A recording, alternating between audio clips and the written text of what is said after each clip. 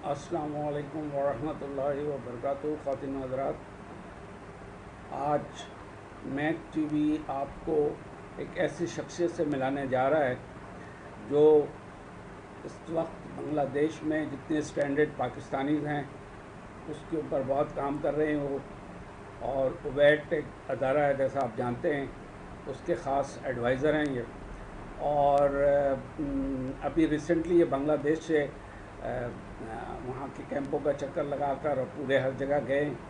तो मैं अब जनाब आफ्ताब आपको ये भी बता दूं कि ये मेरे क्लास फेलो भी हैं। हम लोग सांतहार में एक ही स्कूल में एक ही क्लास में पढ़ते रहे।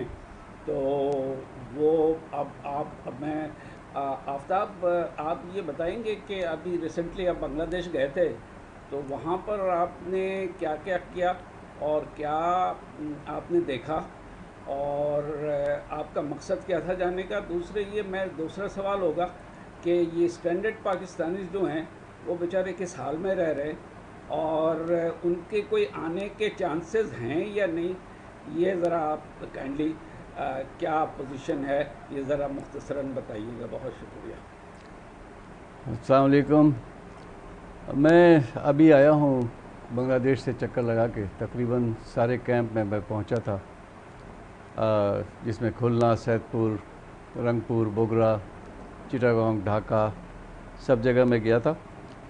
मैं एक्चुअली मुंसलिक हूँ ओबैट हेल्पर के साथ और मैं अपने आप को बहुत खुशकिस्मत समझता हूँ कि मुझे अल्लाह मियां ने ये मौका दिया है कि मैं ओबैट हेल्पर के ज़रिए इन लोगों की थोड़ी सी खिदमत कर सकूं। रही ये बात कि हम करते क्या हैं और क्या हालात है वहाँ पे, तो उसको मैं इस तरह से कहूँगा कि मुझसे किसी ने पूछा था कि आप लोग करते क्या हैं वहाँ जा कर के ओबैट हेल्पर्स के ज़रिए। तो उस वक्त मैंने कहा था कि हम लोग वहाँ पे ख्वाब बेचते हैं। उसकी मिसाल मैं आपको ऐसे दूंगा कि आज से कोई 2007 में, 2006 में अगर आप किसी बच्चे से पूछते कि बेटा बड़े होके क्या बनोगे, तो वो बच्चा आपको बोलता है बूचर या बार्बर या रिक्शा पुलर, इसलिए कि उसने अपने बाप को और बड़े भाई को यही काम करते हुए देखा।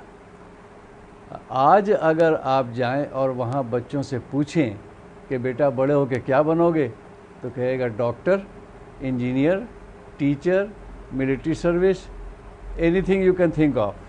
तो ये एक्चुअली वो ख्वाब है जो हमने वहाँ पे बेचा है और ये ख्वाब हमने लोगों को दिखाए हैं। इसलिए कि हमें इस चीज़ का बहुत अच्छी तरह से एहसास है कि वहाँ उनको वो ज़िंदगी गुजारने के लिए जो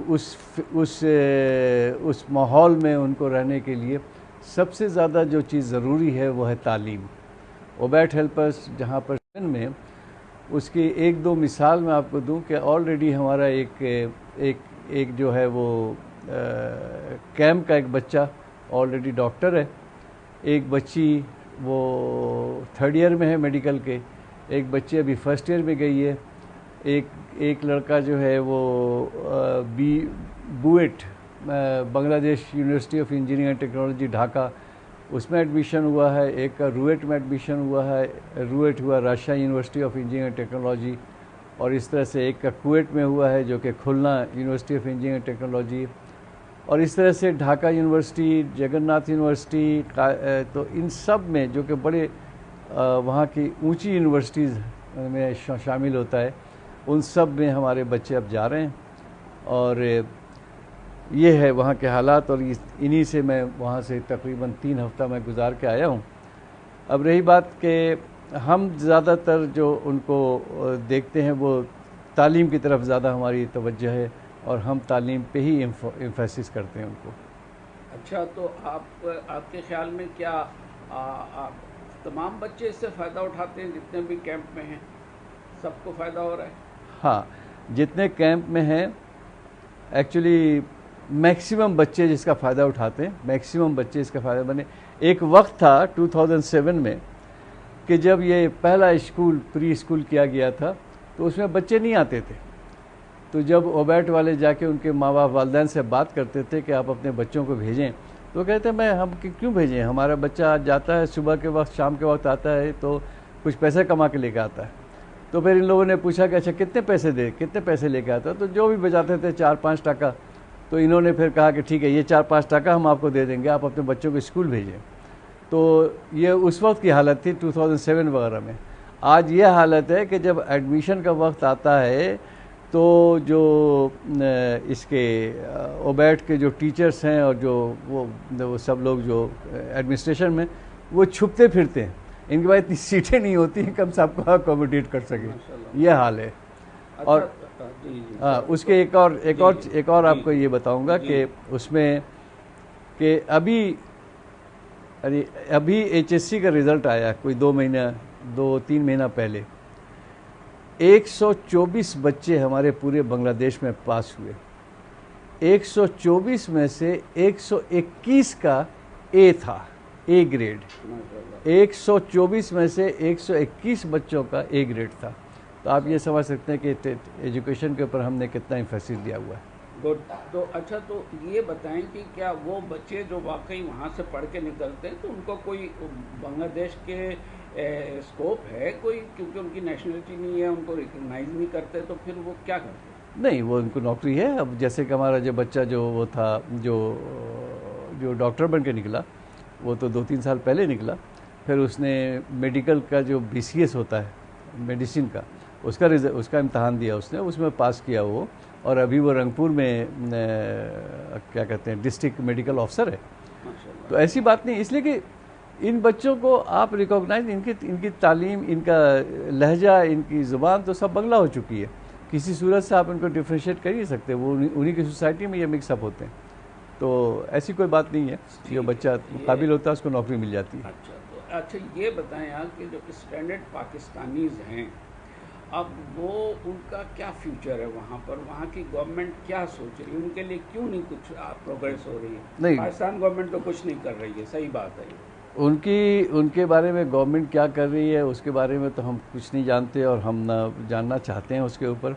ہمیں جو چیز نظر آتی ہے کہ ان کو وہیں رہنا ہے، اور اسی کے بیس کے اوپر ہم جو ہے وہ کوشش یہ کرتے ہیں کہ وہ اس معاشرے کے اندر زیادہ گھل مل جائیں اور زیادہ یہ ہو جائے، اس لیے کہ اور ہمیں ان کا فیوچر جو ہے وہ تعلیم کے ساتھ منسلک ہے ہماری نقطۂ نظر سے، تو وہ اسی میں رہیں تو وہ اس سے صحیح رہیں گے۔ باقی پولیٹیکلی میں اس پہ کمنٹ نہیں کرنا چاہتا۔ ٹھیک ہے، صحیح ہے، پولیٹیکل چلے آپ نہیں کر رہے، بالفرض اگر وہ اس طرح نہیں ہوتے، مطلب ان کو، جیسے ابھی لیٹسٹ میں نے ایک ویڈیو دیکھی ہے، اس ویڈیو میں جو انہوں نے دکھایا، اسی طرح کے ایک کمرے میں 2-2 4-4 فیملیز رہ رہی ہیں، باتھ روم کے لیے لائنیں لگی ہوتی ہیں، اسٹنکنگ ہے، وہ کبھی لیٹسٹ کل کی ویڈیو میرے پاس ایک آئی ہے۔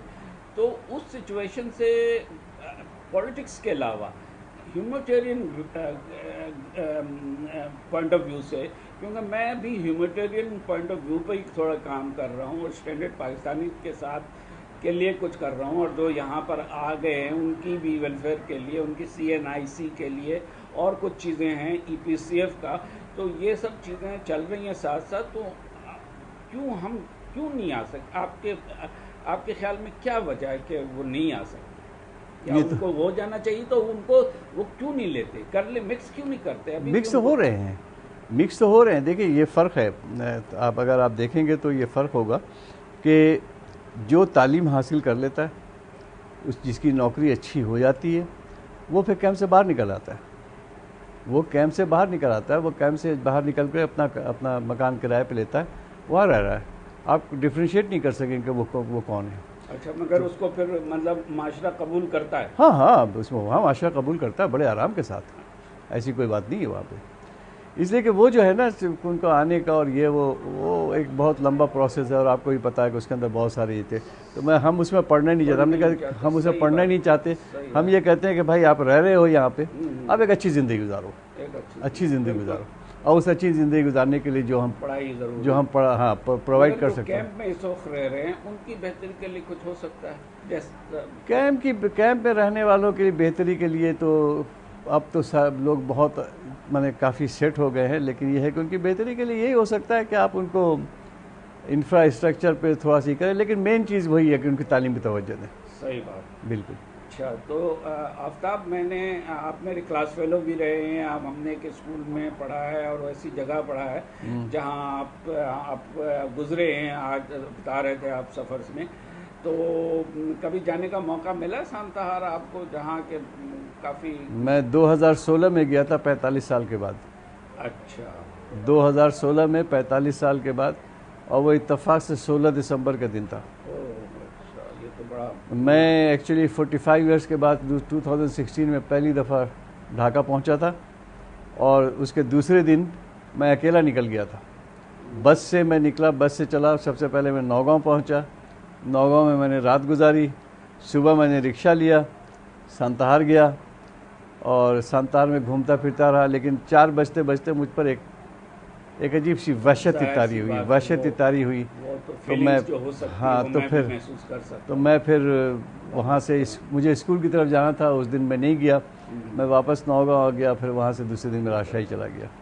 چلیں آفتاب، آپ نے بہت اچھی باتیں بتائیں. وقت کی کمی ہے اور آپ بھی ابھی سفر سے ہی آئے ہیں اور کے بھی ہیں، تو آخر میں کوئی پیغام دینا چاہیں گے آپ؟